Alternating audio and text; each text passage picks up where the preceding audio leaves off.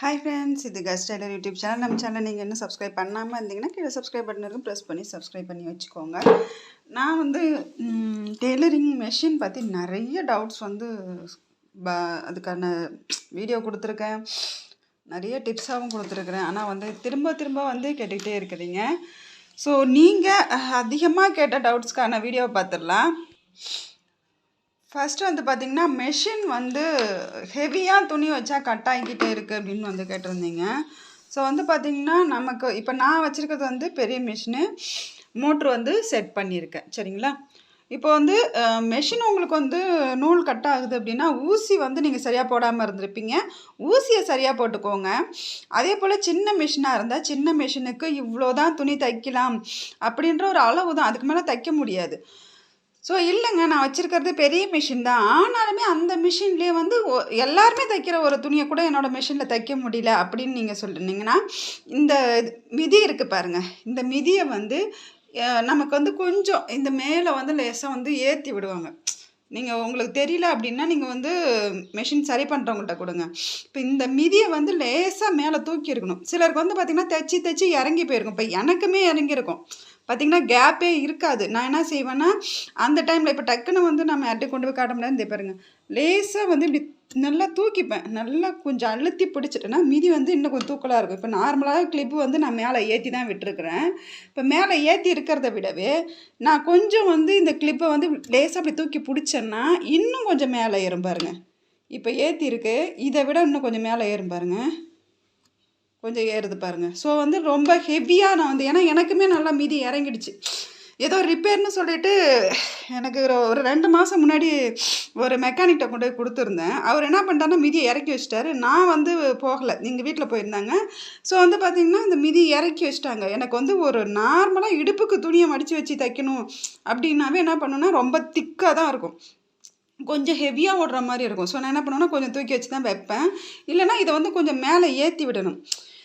இப்போ எனக்கு வந்து மிஷின் வந்து ஒரு சின்ன ரிப்பேர்னால் நான் வந்து பார்த்துக்குவேன். நான் கொஞ்சம் வந்து பெருசாக பண்ணுறது எனக்கு அந்தளவுக்கு தெரியாது. ஏன்னா நான் வந்து சின்ன ரிப்பேர், ஏதாவது நூல் கட் ஆகுது, இந்த மாதிரி ஒரு சின்ன கம்ப்ளைண்ட் ஓகே நானுமே சரி பண்ணிவிடுவேன். ஸோ வந்து பார்த்திங்கன்னா மிதியில் தான் உங்களுக்கு வந்து துணி கட் ஆகுதுனாவே நீங்கள் மிதியில் தான் கவனம் செலுத்தணும். அதை நீங்கள் சரியாக பண்ணிட்டீங்க, கரெக்டாக இருக்குது அப்படின்னாவே உங்களுக்கு ஒன்றும் பிரச்சனை இல்லை. ஸோ மிதியும் கரெக்டாக இருக்குங்க, அதுக்கு மேலேயும் வந்து துணி கட் ஆகுது, நூல் கட் ஆகுது, வந்து ஓட்ட முடியல. இப்போ இந்த நூல் கட் ஆகிறது வந்து பார்த்திங்கன்னா ஹெவியாக துணி வைக்கும்போது மட்டுமே கட் ஆகாது. சில நேரம் பார்த்திங்கன்னா நார்மலாக நம்ம தைக்கும் போதுமே கட் ஆகிக்கிட்டே இருக்கும். இந்த நூல் கட் ஆகிறது தான் வந்து நிறைய பேர் சொல்லக்கூடிய அதிக ப்ராப்ளம். நூல் கட் ஆகுதுங்க, ஹெவியாக தைச்சா கட் ஆகுது, நான் எவ்வளவோ ரிப்பேர் பண்ணிட்டேன் கட் ஆகுது. ஸோ இதுதான் வந்து கண்டினியூஸாக திரும்ப வந்துகிட்டே இருக்குது. நான் என்ன சொல்கிறேன்னா, நூல் வந்து கரெக்டாக போட்டுறீங்களா பாருங்கள். இந்த நூலில் என்னங்க கரெக்டாக போட வேண்டியது இருக்குதுன்னு பார்த்திங்கன்னா, நூல் வந்து எங்கேனாவது மாட்டிக்கிட்டு ஸ்ட்ரக்காக இருந்ததுன்னா அதில் வந்து நீங்கள் சரியாக போடாமல் இருந்தீங்கன்னா கண்டிப்பாக கட் ஆகும். நம்ம வந்து டெய்லரிங் மிஷினை பொறுத்த வரைக்கும் நீங்கள் வந்து என்ன நினச்சிட்றீங்கன்னா, நம்ம நூல் போட்டோம், இல்லை வந்து இதெல்லாம் ஒரு சின்ன பிரச்சனை, இதெல்லாம் ஒரு பிரச்சனையா, இதெல்லாம் ஒரு ப்ராப்ளமாக மிஷினுக்கு வரும் அப்படின்னு நினச்சிங்கன்னா அப்படிலாம் கிடையவே கிடையாது. மெஷினை பொறுத்த வரைக்கும் எனக்கு தெரிஞ்சது சொல்கிறேன், தையல் மிஷின் பொறுத்த வரைக்கும் சின்னதாக ஒரு நூல் எங்கன்னா மாட்டிக்கிட்டு இருந்தாலுமே கூட அதுவும் ப்ராப்ளமாக வரும்.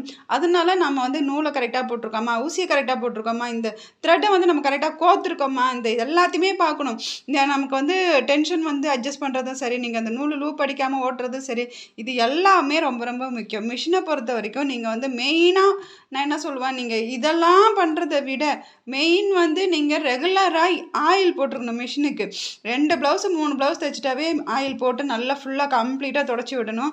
ஸோ அது ரொம்ப இம்பார்ட்டன்ட். நீங்கள் ஆயிலே போடாமல் நான் வாரத்துக்கு ஒரு வாட்டி ஆயில் போட்டிருக்கேன் அப்படின்னு நீங்கள் சொல்லிவிட்டு நீங்கள் மிஷினை ஓட்டிகிட்டே இருந்தீங்கன்னா கண்டிப்பாக அது நூல் கட் ஆகும் தான். ஆயில் போடுறது கூட நூல் கட் ஆகுமானா கண்டிப்பாக கட் ஆகும். ஏன்னா மெஷின் வந்து கீழே எல்லாமே ஸ்க்ரூ டைப் தான் வந்து இருக்குது. அது வந்து நல்ல வலுவலுன்னு உங்களுக்கு நீங்கள் ஓட்டும் போது அது எடுத்து கொடுக்கணும். அப்போனா மட்டும்தான் உங்களுக்கு அந்த நூல் வந்து கட் ஆகாமல் வரும். இல்லை அது வந்து நீங்கள் சரியாக மெயின்டைன் பண்ணல, மிஷினுக்கு கீழே எண்ணெய் போடுறதுலேருந்து மேலே எண்ணெய் போடுறதுலேருந்து எதையுமே நீங்கள் சரியாக மெயின்டைன் பண்ணலன்னா அது வந்து சரியாக ஓடாமலும் நூல் கட் ஆகும். அதே சமயம் நீங்கள் பாபின் கேஸ் போடுறீங்கன்னா பாபின் கேஸ் கரெக்டாக இருக்கான்னு பாருங்கள்.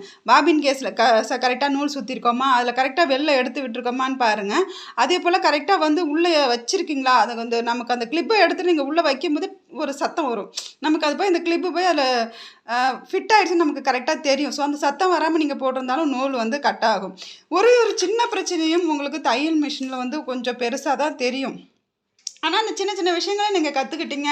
ஒரு ஒரு மிஷின் வந்து ஓடும்போதே உங்களுக்கு சின்ன சின்ன பிரச்சனை கொடுக்குது அப்படின்னா அதை நீங்கள் தெரிஞ்சுக்கிட்டீங்கன்னாவே உங்களுக்கு துணி தைக்கும் போது எந்த ப்ராப்ளமே கிடையாது. நீங்கள் என்ன செய்யணும்னா மிஷினை முதல்ல கற்றுக்கோங்க. மிஷின்கிட்டே வந்து எப்படி சொல்கிறது, இப்போ நீங்கள் மிஷின் தைக்கிறீங்கன்னா தைக்கிறோம் தைச்சோன்னு ஏந்திரிக்காமல் மிஷினில் ஒன்று இப்போ நம்ம இது பண்ணால் என்ன எந்த அளவுக்கு தையல் வருது இல்லை ஒவ்வொன்றையும் நீங்கள் வந்து அதை உத்து கவனித்து பாருங்கள்.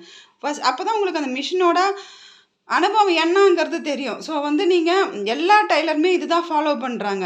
டெய்லருங்க ஃபஸ்ட் என்ன பண்ணுவாங்கன்னா நமக்கு ஒரு சின்ன ப்ராப்ளம் இல்லை ஒன்று மிஷினில் வந்து ப்ராப்ளம் இருக்குது தைக்க முடியல அப்படின்னா உடனே எந்த மெக்கானிக்கிட்டையும் எடுத்துக்கிட்டே போக மாட்டாங்க.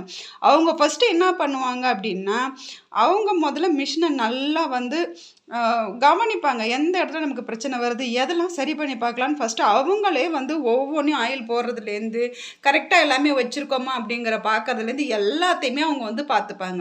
அதுக்கு அப்புறமா தைச்சி பார்ப்பாங்க. ஃபுல்லாக வந்து எல்லாத்தையுமே தைச்சி பார்ப்பாங்க. ஃபுல்லாக எல்லாத்தையும் க்ளீன் பண்ணி ரெடி பண்ணி பார்ப்பாங்க. சரி பண்ணிவிட்டு அதுக்கப்புறமும் செட் ஆகலை அப்படின்னா மட்டும்தான் டெய்லருங்க வந்து மெக்கானிக்கிட்ட எடுத்துகிட்டு போவாங்க. ஸோ வந்து நீங்கள் எடுத்த உடனே ஒரு சின்ன பிரச்சனை எனக்கு மிஷின் வந்து செட் ஆகலை நீங்கள் மெக்கானிக்கிட்ட எடுத்துகிட்டு போகணும்னு நினச்சிங்கன்னா அது வந்து உங்களால் வந்து மிஷினை வந்து ஃபுல்லாக தெரிஞ்சிக்கவே முடியாது. மிஷினை பற்றி உங்களால் எதுவுமே தெரிஞ்சிக்க முடியாது.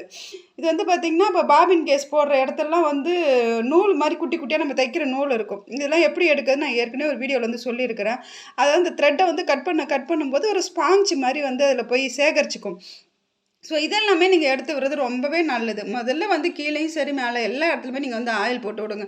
ஒரு ஸ்க்ரூ இருக்கிற இடத்துல ஒவ்வொன்றுத்துலேயும் நீங்கள் ஆயில் போட்டு விடணும். ஆயில் வந்து பார்த்திங்கன்னா மிஷின் ஆயிலு அது இருக்குது, அதுதான் போடணும். அது போட்டிங்கன்னா இன்னும் வந்து லைஃப் வந்து கொடுக்கும். நிறைய கிளாத் வந்து தைக்கிறதுக்கு உங்களுக்கு வந்து இன்னுமே மிஷின் வந்து ஹெல்ப் பண்ணும். ஸோ நீங்கள் வந்து தேங்காய் எண்ணெய் போடலாமா அப்படின்னா தேங்காய் எண்ணெய் போடலாம். ஆனால் அதை விடவுமே மிஷின் ஆயில் வந்து ரொம்ப நல்லாயிருக்கும். அதோட பார்த்திங்கன்னா இந்த வீலுக்கு வந்து யாருமே எண்ணெய் போடுறதே கிடையாது. எல்லாருமே மறந்துடுவாங்க. ஆனால் நல்லா கரெக்டாக அந்த வீலுக்கும் எண்ணெய் போட்டுருவேன். ஏன்னு பார்த்தீங்கன்னா வீலு தான் வந்து சுத்தம். அந்த மாதிரி சத்தம் இல்லாமல் ஒரு பாலிஷாக சுற்றுன்னு சொல்லுவாங்க பாருங்கள், நைஸாக ஓடுதுன்னு சொல்லுவாங்க இல்லையா, அந்த நைஸாக ஓடுறதுக்கு எல்லாத்துக்குமே காரணம் வீலு தான் ஃபஸ்ட்டு. ஸோ அந்த வீலை வந்து நீங்கள் என்ன பண்ணுங்கன்னா ரெகுலராக எண்ணெய் போட ஆரம்பிங்க. இந்த வீகிளில் போடுங்க.